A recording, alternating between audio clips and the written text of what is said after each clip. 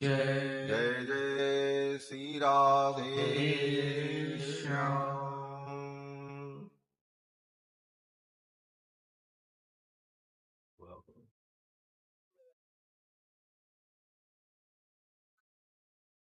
अनंत करुणा वरुणालय सौशील्य वात्सल्यादि अनंत गुण गंभीर भक्त वत्सल भगवान श्री कृष्णचंद्र, जिनकी मंगलमयी कथा का हम सभी लोग श्रवण लाभ प्राप्त कर रहे हैं, साकेतवासी श्री राम प्रकाश चतुर्वेदी जी, जिनकी पुण्य स्मृति में उनकी पत्नी श्रीमती मीरा चतुर्वेदी जी इस कथा का अनुष्ठान संपादन कर रही हैं। उनके चिरंजीवी पुत्र जय एवं विजय, परिवार के सभी सदस्यगण, दूर दूर से आए हुए श्रद्धालु श्रोता बंधुओं, धर्मानुरागी सज्जनों, श्रद्धामयी माताओं, भगवान श्री गोविंद की मंगलमयी कृपा के फलस्वरूप हम सभी लोग विगत 5 दिनों से श्रीमद् भागवत महापुराण की पावन चर्चा श्रवण कर रहे हैं। आज इस साप्ताहिक अनुष्ठान का 6ठ दिवस है। भगवान की जब विशेष कृपा होती है तभी ऐसा सुंदर सुअवसर प्राप्त होता है। यद्यपि प्रकृति अनुकूल नहीं है, लोगों को ठंडी लग रही है,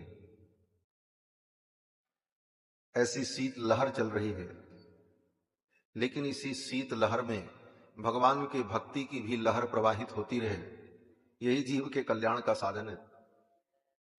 शीत लहर अपना काम करती रहेगी, लेकिन भगवान की ये कथा तो इतनी शीतल है कि हमारे जन्म जन्मांतर के सारे शाप ताप का शमन कर देती है। ये संसार की गर्मी कोई गर्मी नहीं, जन्म जन्म के पापों का जो ताप है, संताप है, उस ताप का शमन अगर किसी शीतलता से होता है तो भगवान के कथा की शीतलता है, भगवान के चरित्र की शीतलता है। भगवान के चरित्र को श्रवण करके हमारे जन्म जन्मांतर के पाप नष्ट हो जाते हैं और भगवान के चरणों का अनुराग प्राप्त होता है। जब जब प्रसंग आता है तो श्री वेदव्यास जी महाराज यही कहते हैं, इस कथा को सुनने का फल क्या है? भगवान के चरणों की भक्ति। इसलिए भागवत में पहले ही अन्य किसी फल का निषेध कर दिया है। भागवत के प्रारंभ में ही वेदव्यास जी महाराज प्रतिज्ञा करते हैं, द्वितीय श्लोक में ही मंगलाचरण के तुरंत बाद क्या प्रतिज्ञा करते हैं? वेदव्यास जी कहते हैं कि इस पुराण में जिस धर्म का मैं वर्णन करने जा रहा हूं वो धर्म विशुद्ध धर्म है। धर्म के अंदर जो कपट है, उस कपट को हमने निकाल करके इस पुराण में विशुद्ध धर्म का वर्णन किया है। ये वेदव्यास जी प्रारंभ में ही प्रतिज्ञा कहते हैं, धर्म प्रोज्झित कैतवोत्र परमो निरमत्सराणाम सताम वेद्यम वास्तवमत्र वस्तु शिवदम तापत्रयोन्मूलनम श्रीमद्भागवते महामुनिकृते किं वा परैरीश्वरः सद्यो हृद्यवरुध्यतेऽत्र कृतभिः शुश्रूषुभिस्तत्क्षणात्। वेदव्यास जी कहते हैं कि धर्म प्रोज्झित कैतव, धर्म के अंदर जो कैतव कपट, धर्म के अंदर जो कैतव कपट था उसको हमने प्रोज्झित कर दिया, निकाल दिया, और धर्म से कपट को निकाल करके शुद्ध धर्म को हमने निरूपण किया है। और ये धर्म किसका धर्म है, किसके लिए है? तो कहते हैं निरमत्सराणाम सताम, जो निर्मत्सर पुरुष हैं, जिनके अंदर मत्सर नहीं है, ईर्ष्या नहीं है। मत्सर माने ईर्ष्या, दूसरे के सुख को देखकर, दूसरे की प्रसन्नता को देखकर दुखी होने वाला व्यक्ति मात्सर्य से युक्त होता है। देख न सकहीं पराई विभूति। और मत्सर से ही मिलता जुलता भाव मच्छर का भी है, इसीलिए मच्छर और मत्सर एक जैसा हो। क्यों बोले मच्छर भी क्या करता, बोले जब तक आप जागते रहो तब तक आपको परेशान नहीं करता, ज्यों ही आप चैन की नींद सोओगे आकर के कान के पास भन्न भन्न करके आपको सोना मुश्किल कर दे, वो आपको सोते नहीं देख सकता। तो ये मात्सर्य जो है किसी को सुखी रहने नहीं देता। और जिसके जीवन से ये मात्सर्य निकल जाए, मत्सर निकल जाए, ईर्ष्या निकल जाए, कपट निकल जाए, वो निर्मत्सर पुरुष कहलाते हैं। और ऐसे निर्मत्सर पुरुषों के द्वारा जिस धर्म का अनुष्ठान किया जाता है वो धर्म भागवत धर्म है, वैष्णव भक्ति है वो। इसीलिए वैष्णव किसी से मत्सर नहीं रखता है। वैष्णव जन तो तेने कहिए, जे पीर पराई जाने। वैष्णव वही है जो दूसरे के सुख को देख करके प्रसन्न हो, उसके अंदर मत्सर न हो। तो वेद व्यास जी कहते हैं निर्मत्सराणाम सताम, जो सज्जन पुरुष हैं, निर्मत्सर पुरुष हैं, उनके द्वारा इस धर्म का आचरण होता है, अनुष्ठान होता है। और इसका फल क्या है, बोले वेद्यम वास्तव मत्र वस्तु शिवदम। इस पुराण को सुनने पर, इस कथा को श्रवण करने पर वास्तविक वस्तु का बोध हो जाता है। वेद्यम वास्तव मत्र वस्तु, और वास्तविक वस्तु भगवान ही है। भगवान के अतिरिक्त जो कुछ है वो सब अवास्तविक है, मायिक है, माया के द्वारा प्रकट है। तो वास्तविक वस्तु जो परमात्मा है, जिनकी सत्ता वस्तुतः त्रैकालिक है, वे भगवान परमात्मा, उनका बोध इस ग्रंथ के द्वारा प्राप्त हो जाता है। वेद्यम वास्तवमत्र वस्तु शिवदम तापत्रयोन्मूलनम। और इसे श्रवण करने से तीनों प्रकार के ताप मिट जाते हैं, दैहिक, दैविक, भौतिक। और इसका फल क्या है, वेद व्यास जी कहते हैं सद्यो हृदयवरुध्यतेत्र कृतभि। इस कथा को जो सुनता है उसके हृदय में भगवान फंस जाते हैं। क्यों बोले, जब वो कथा सुनता है तो शब्दों के माध्यम से भगवान उसके हृदय में आते तो हैं, लेकिन फिर निकल नहीं पाते। सद्यो हृदय अवरुध्यते, उसके हृदय में भगवान अवरुद्ध हो जाते हैं, अटक जाते। सद्यो हृदय अवरुध्यते कृतभि शुश्रूषुभिस्तत्क्षणात्। श्रवण मात्र से भगवान का हृदय में प्रतिष्ठापन हो जाता है। यही भागवत सुनने का फल। बाकी भौतिक फल, धन संपत्ति, पुत्र परिवार, इन सब की बात भागवत में कहीं नहीं की है। भागवत सुनने का यही फल है कि भगवान के चरणों की भक्ति प्राप्त हो। कल आपने कथा में श्रवण किया, पूतना के चरित्र को सुखदेव जी ने सुनाया। और जब पूतना का चरित्र पूरा हुआ तो सुखदेव जी कहते हैं कि या एतत् पूतना मोक्षम कृष्णस्यार्भकमद्भुतम। इस पूतना मोक्ष की कथा को जो श्रवण करता है उसको भगवान के चरणों की भक्ति प्राप्त हो जाती है। या एतत् पूतना मोक्षम कृष्णस्यार्भकमद्भुतम शृणुयात् श्रद्धया मर्त्यो गोविंदे लभते रतिम। जो श्रद्धा पूर्वक इसे सुनता है वो गोविंद के चरणों की भक्ति को प्राप्त करता है।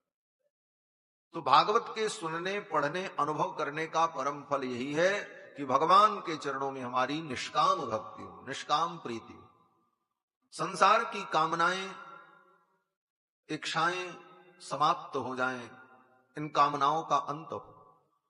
क्योंकि कामनाएं जब तक रहेंगी तब तक जीव को शांति नहीं मिल सकती। गोस्वामी जी महाराज कहते हैं बिनु संतोष न काम न साही, और काम अछत सुख सपने हो नाही। बिना संतोष के कामनाओं का नाश नहीं होगा और कामनाओं के समाप्त हुए बिना जीव को शांति नहीं मिल सकती।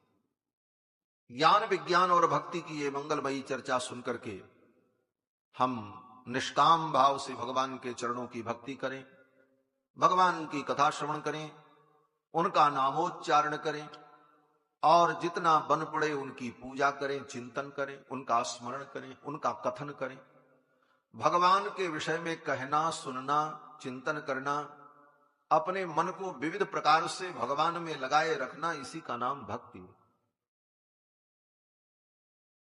किमई किमेकम दैवतम लोके किम वाप्येकम परायणम स्तुवन्तः कम कमर्चन्तः प्राप्नुयुर्मानवा शुभा। युधिष्ठिर ने यही पूछा भीष्म पितामह से, किसका भजन करें, किसका स्मरण करें, किसका चिंतन करें, ध्यान किसका करें, किसके चिंतन ध्यान भजन नामोच्चारण से अशुभ की निवृत्ति होकर के परम शुभ की प्राप्ति होगी।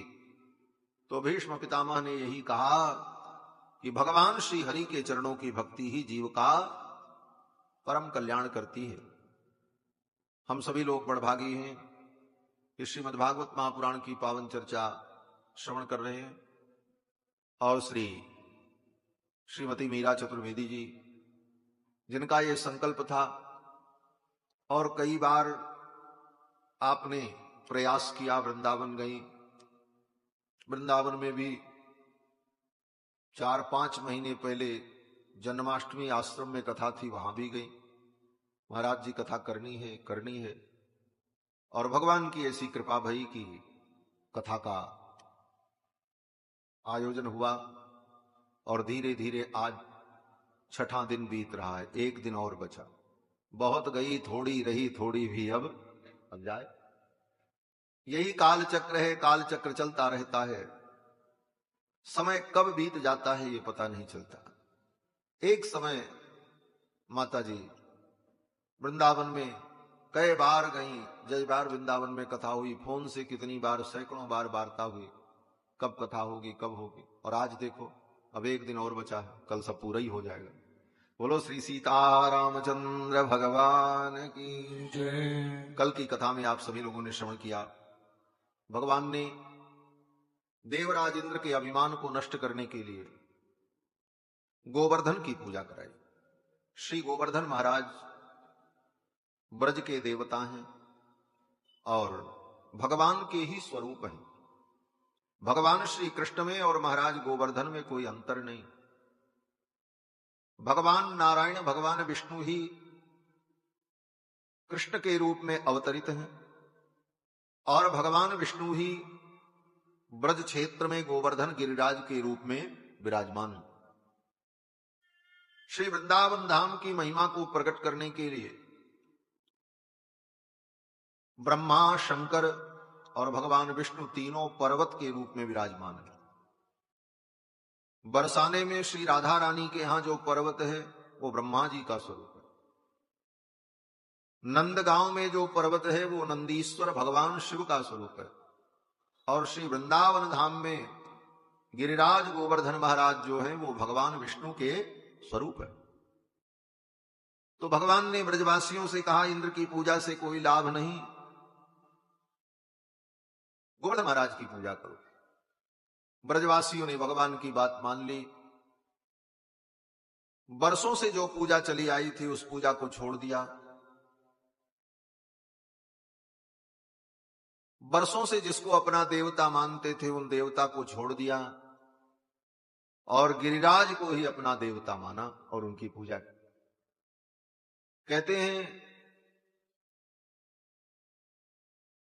कि बरसों से जिन देवता की पूजा की उन्हें छोड़ देना क्या उचित था? तो वैष्णव जन, भक्त जन कहते हैं भगवान ही सबसे बड़े देवता हैं। अगर भगवान की उपासना में मन लग जाए तो भगवान की ही पूजा में सब देवता की पूजा होती है, फिर अलग से किसी देवता की पूजा की जरूरत नहीं रहती, क्योंकि सब देवता भगवान के ही अंग हैं। चंद्रमा भगवान का मन है, सूर्य भगवान के नेत्र हैं, अग्नि देवता भगवान के मुख हैं, वायु देवता भगवान के कर्ण हैं, इंद्र भगवान की भुजा हैं, तो संपूर्ण देवता भगवान में ही निवास करते हैं। सर्वदेवमयो हरि, भगवान सर्वदेवमय।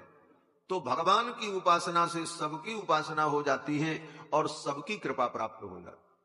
जा पर कृपा राम के हुई, ता पर कृपा करे सब। भगवान की भक्ति से सबकी भक्ति हो जाती। क्यों? बोले भगवान मुख है। मुख माने जो मध्य में हो और मुख्य हो, उसी को मुख कहते हैं, प्रमुख कहते हैं।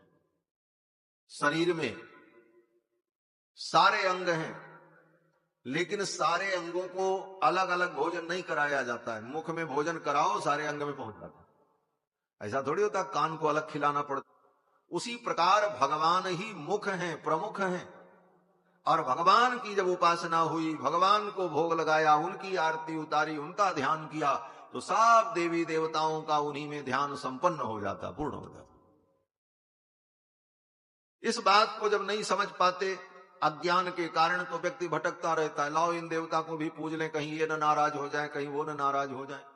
और फिर इतने देवी देवताओं का जमावड़ा बटोर लेता है अपने पास कि वो करते करते थक जाता है और कर भी नहीं पाता और छोड़ भी नहीं पाता। ऐसी विडंबना हो जाती है। कई लोग मिलते हैं, बोले महाराज हमारे घर में पूजा, घर में ये देवता, सबकी पूजा कैसे कैसे करें, क्या करें?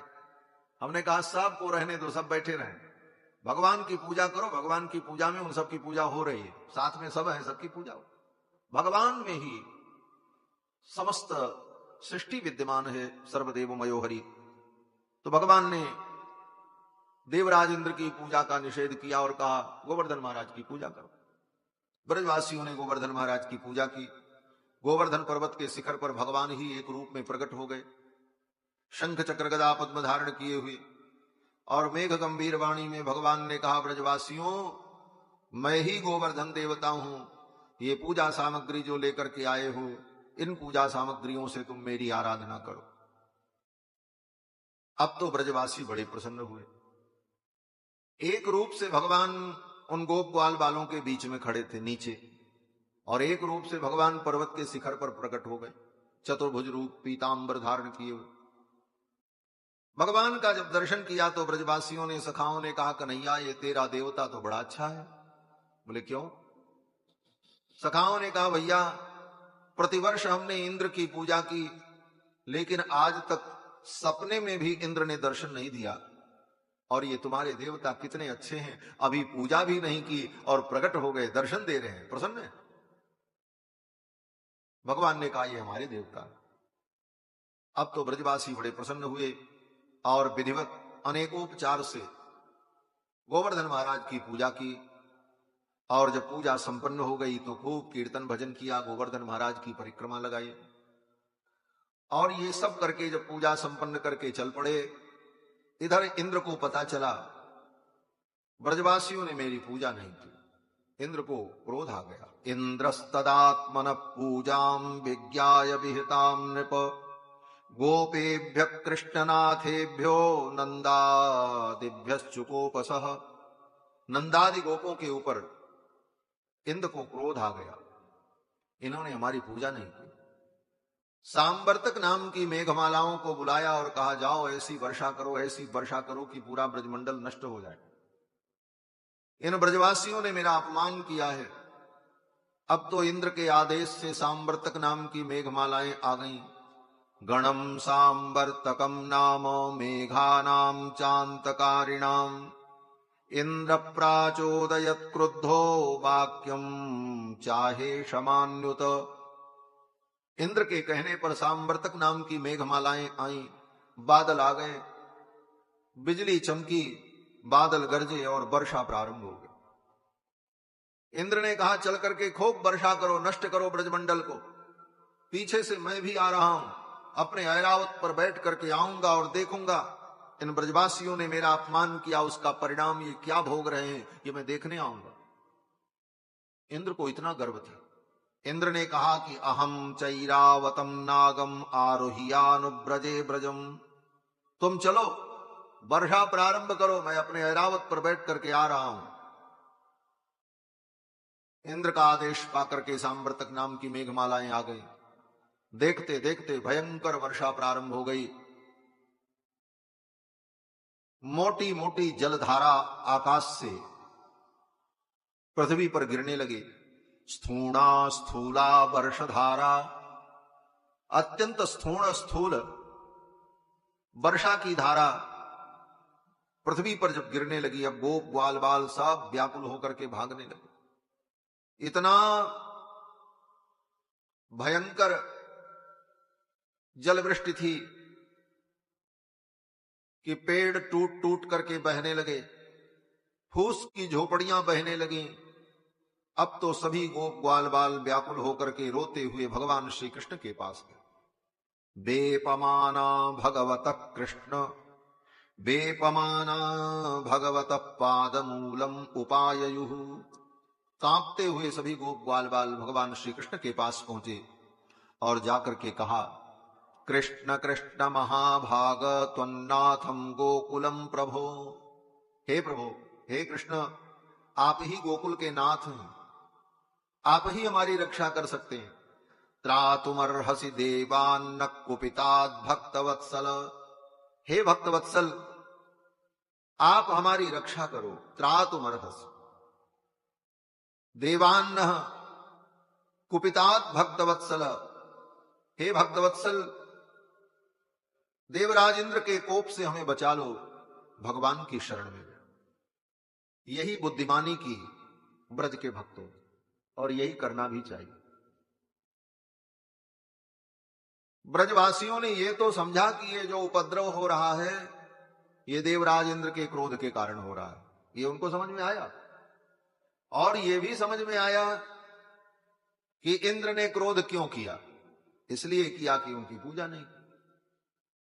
तो अब इंद्र के कोप से बचने के लिए, इस उपद्रव से बचने के लिए कहां जाएं?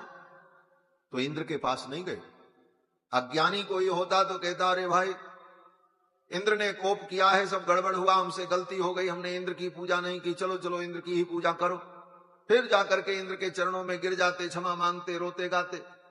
लेकिन ब्रजवासियों का भगवान के चरणों में इतना विश्वास है कि सारा ब्रह्मांड रूठ जाए, लेकिन मेरा कन्हैया अगर प्रसन्न है तो बाल बाका नहीं। ठाकुर अगर प्रसन्न है, उनकी कृपा है, तो पूरा ब्रह्मांड रूठ जाए, कुछ फर्क पड़ने वाला नहीं।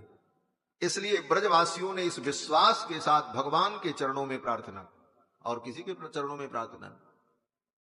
भगवान कहते हैं शरणागति का और भक्ति का यही सिद्धांत है कि शरणागति और भक्ति तब सफल होती है जब भगवान हमारी रक्षा करेंगे, ये दृढ़ विश्वास हो। रक्षिष्यतीत विश्वासो गोप्तृत्व वर्णम तथा। भगवान रक्षा करेंगे, ये दृढ़ विश्वास, और रक्षक के रूप में भगवान का ही वर्ण, किसी दूसरे का वर्ण नहीं। किसी दूसरे का वर्ण किया तब फिर भगवान रक्षा नहीं करते। किसी दूसरे का भरोसा नहीं, केवल भगवान का भरोसा। रक्षिष्यतीति विश्वासो गोप्तृत्व वर्णम तथा। गोप्ता के रूप में, रक्षक के रूप में भगवान का वर्ण। और भगवान के अतिरिक्त किसी और पर अगर भरोसा है कि ये हमारी रक्षा करेंगे, ये हमारी रक्षा करेंगे, बोले तब तक भगवान तुम्हारी रक्षा नहीं करेंगे। जब दुर्योधन ने भरी सभा में अपने भाई दुशासन से कहा, द्रौपदी को नग्न करके मेरी जंघाओं पर बैठा दो। द्रौपदी रजस्वला थी। दुशासन गया, द्रौपदी को घसीट करके लाने लगा। द्रौपदी ने कहा, मुझे मत ले चलो, मैं रजस्वला हूं, अपवित्र हूं, मेरा दर्शन भी निषेध है। इस काल में रजस्वला स्त्री का दर्शन भी नहीं करना चाहिए। लेकिन दुशासन नहीं माना, द्रौपदी को घसीटते हुए लेकर के आने लगा। द्रौपदी एक वस्त्रों में। द्रौपदी ने सोचा, वहां सभा में बड़े बड़े लोग बैठे हुए हैं, कृपाचार्य, द्रोणाचार्य, भीष्म पितामह, महाराज धृतराष्ट्र, इन सब महापुरुषों के रहते हुए मेरा अपमान नहीं होगा, ये हमारी रक्षा करेंगे। तो भगवान ने कहा देख लो इनको भी, ये तुम्हारी कितनी रक्षा करते। भगवान को छोड़ करके उनका भरोसा हुआ। परिणाम बोले द्रौपदी को घसीट करके सभा में दुशासन लेकर के आया। कितने अपशब्द कहे गए भरी सभा में। कर्ण ने कहा इस द्रौपदी को क्या लज्जा है, ये तो वेश्या है, इसके तो 5 पति हैं। ऐसे ऐसे अपशब्द सुनने पड़े, अपमान हुआ। तब तक द्रौपदी ने भगवान का भरोसा नहीं किया। द्रौपदी को लगा अभी ये सब हैं, ये लोग उत्तर देंगे, कुछ कहेंगे। तब तक भगवान नहीं आए। दुशासन द्रौपदी की साड़ी खींचने लगा। भीष्म पितामह, द्रोणाचार्य, कृपाचार्य, धृतराष्ट्र मस्तक झुका करके बैठ गए। द्रौपदी ने देखा ये तो कुछ नहीं कर रहे हैं, उनका भरोसा छूट गया। बोले अब भगवान को आ जाना चाहिए था। बोले अभी तक भगवान नहीं आए, क्योंकि द्रौपदी को लगा मेरे 5 पति हैं, ये मेरी रक्षा करें। जिसके 5 पति उसकी ये गति, सोचो। तब तक भगवान नहीं आए। तब द्रौपदी ने देखा कि अब ये 5 पति भी मेरी रक्षा नहीं कर सकते। दुशासन साड़ी खींचने लगा, आधी साड़ी उघड़ गई। जो कमर में लिपटी है उतनी ही साड़ी बची थी, बाकी साड़ी उघड़ गई।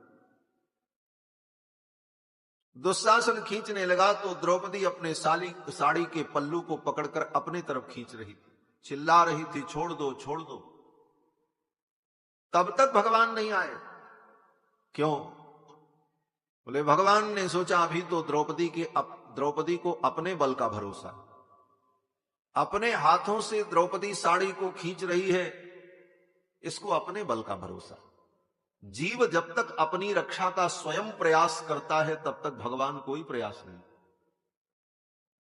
द्रौपदी जब तक साड़ी के पल्लू को पकड़कर अपनी तरफ खींचती रही तब तक भगवान नहीं आए। उसी समय सभा में कौरवों के कुल पुरोहित श्री कृपाचार्य जी महाराज ने इशारे से बता दिया भगवान की शरण में तू जा, गोविंद ही तेरी रक्षा करेंगे। आज यहां इस सभा में तेरी रक्षा करने वाला कोई नहीं। द्रौपदी ने कृपाचार्य के इशारे को समझ लिया और साड़ी के पल्लू को छोड़ दिया। अपने तरफ पकड़ करके द्रौपदी जो साड़ी खींच रही थी पल्लू को छोड़ दिया। दोनों हाथ ऊपर उठा करके एकमात्र भगवान को अपना रक्षक माना और द्रौपदी ने पुकारा गोविंद द्वारिका वासिन कृष्ण गोपी जनप्रिय कौरवैहि परिभूताम माम किम न जानासि केशव। भो कृष्णाच्युत भो कृपालय हरे भो पांडवानाम सखे क्वासि क्वासि सुयोधनात्यपहृताम भो रक्ष मामातुरम। हे गोविंद, हे द्वारिकाधीश, आप मेरी रक्षा करो। द्रौपदी ने जब आर्त होकर के भगवान को ही पुकारा, भगवान को ही अपना रक्षक माना, एकमात्र भगवान का भरोसा किया, तो परिणाम क्या हुआ? बोले भगवान को आने में देर नहीं लगी। भगवान को क्या आना क्या जाना, ये तो कहने समझने के लिए कहा जाता है भगवान आए भगवान गए। आना जाना उसका होता है जो सीमित है, परमात्मा तो असीम है, वो सब जगह है। उसको न कहीं आना है न कहीं जाना है, केवल प्रकट होना है और तिरोहित होना है। जो वस्तु सब जगह होती है वो केवल प्रकट होती है। जैसे अग्नि सब जगह है, अग जग मय सब रहित विरागी प्रेम ते प्रभु प्रगटई जी में आगी।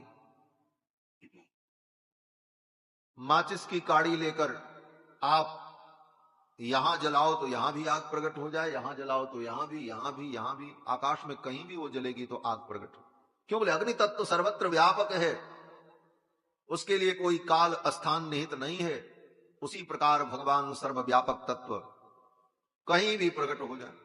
द्रौपदी की साड़ी में ही भगवान का प्राकट्य हो गया, भगवान का 11वां अवतार हो गया। दशावतार तो भगवान के प्रसिद्ध हैं, लेकिन भगवान का वस्त्रावतार हो गया।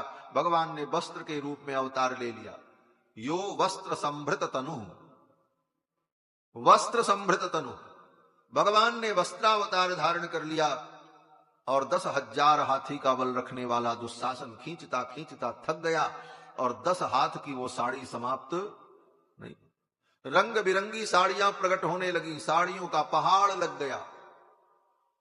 कवियों ने वर्णन किया, सुंदर सफेद सब्ज बैगनी हरी पीली, ढेरी बहुतेरी नहीं गिनबे में आयो है।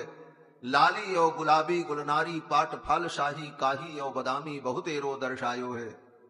खाकी प्याजी धानी आसमानी जाफरानी रंग, रंग रंग साड़ी आसमान लग छायो है। द्रौपदी के काज ब्रजराज होए बजाज, मानो लाद के जहाज पट द्वारिका से आयो। मानो द्वारिका से पूरी बजाजा बाजार लेकर के भगवान आ गए हो, इतने वस्त्र प्रकट हो गए। ये लीला कब हुई? बोले तब हुई जब द्रौपदी ने एकमात्र भगवान को अपना रक्षक माना। कथाएं हम सुनते, सुन करके इसका जो संकेत है वो हम जीवन में उतारें, समझे। एकमात्र रक्षक भगवान, रक्षिष्यतीति विश्वासो गोप्तृत्व वर्णम तथा, मेरे तो गिरधर गोपाल दूसरों न कोई। ये दूसरों न कोई बड़ा महत्वपूर्ण पद है। पंक्तियां हम दोहरा लेते हैं, मेरे तो गिरधर गोपाल दूसरों न कोई, लेकिन मतलब क्या है? बोले मतलब यही है, मेरे तो गिरधर गोपाल, केवल गिरधर गोपाल, दूसरों न कोई। फिर दूसरा कोई नहीं। और दूसरा भी आया तो ठाकुर कहते हैं, देख भैया मैं साझे का व्यापार नहीं करता हूं, मैं तो अकेले व्यापार करता हूं। हम साझे का व्यापार नहीं करते, ठाकुर साझे का व्यापार नहीं करते, वो तो अकेले का व्यापार चाहिए। भगवान कहते हैं हमें पूर्ण समर्पण चाहिए, अधूरा समर्पण मुझे स्वीकार्य नहीं। जीव अधूरा समर्पण करता है, इसीलिए पग पग पर वो दुखी होता है, पग पग पर उसकी पराजय होती है, क्योंकि वो पूर्ण समर्पण नहीं करता। भगवान में पूर्ण समर्पण हो जाए तो भगवान तो परम परिपूर्ण तत्व है, फिर उसके अंदर उस पूर्ण परमात्मा की ऐसी कृपा होती है, फिर कोई अपूर्णता रह ही नहीं जाती। लेकिन यह पूर्ण समर्पण तब आता है जब आचार्य और संतों की कृपा, आचार्यों की वाणी को, महापुरुषों के उपदेश को हम गंभीरता से श्रवण करें और श्रवण करके उसका हम जीवन में आचरण करें और संतों की, आचार्यों की सेवा करें। उनकी प्रसन्नता से ये भाव हृदय में दृढ़ होता है, तभी ये भगवान में दृढ़ भक्ति और दृढ़ विश्वास होता है। ब्रजवासियों ने किसी की शरण नहीं ली, भगवान की शरण में आए। कृष्ण कृष्ण महाभाग त्वन्नाथम गोकुलम प्रभो, हे नाथ आप ही हमारे स्वामी हो। त्रातुमर्हसि देवान्न कुपितात् भक्तवत्सल, हे भक्तवत्सल आज देवराज इंद्र के कोप से हमें आप ही बचाओ। ये कह करके ब्रजवासियों ने भगवान के चरण में आकर के प्रार्थना की। निरीक्ष भगवान मेने कुपितेन्द्र कृतम हरिहि, भगवान श्री कृष्ण जान गए इंद्र का ये सब उपद्रव है, इंद्र ने ऐसा किया है, कोई बात नहीं। भगवान ने कहा चिंता मत करो, तस्मान मच्छरणम गोष्ठम मन्नाथम मत परिग्रहम, आप सब मेरी शरण में, मन्नाथम मुझको आपने अपना नाथ माना है, मत परिग्रहम मेरे चरणों का परिग्रहण किया है, मुझे पकड़ा है। और जो मुझे अपना नाथ मानता है, मुझ पर भरोसा करता है, मुझे पकड़ता है, उसे निश्चिंत हो जाना चाहिए, उसे चिंता नहीं करनी चाहिए। गीता का अंतिम उपदेश भगवान का यही है। 18 अध्याय गीता, 700 श्लोक, बड़े बड़े विद्वानों ने बड़ी बड़ी व्याख्याएं लिखी हैं महाराज। श्री वेदांत देशिक स्वामी जी महाराज ने श्रीमद् भगवत गीता के 700 श्लोकों की व्याख्या 36,000 श्लोक परमित लिखा है। कितने बड़े बड़े विद्वानों ने इतनी व्याख्या लिखी, लेकिन सब व्याख्या पढ़ने सुनने के बाद समझना क्या है? बोले समझना केवल इतना है कि गीता में अंत में भगवान कहते माम एकम शरणम ब्रज, मुझ एक की शरण में आ जाओ। माम एकम, एकम क्यों कह रहे हैं? एकम माने केवल मेरी शरण।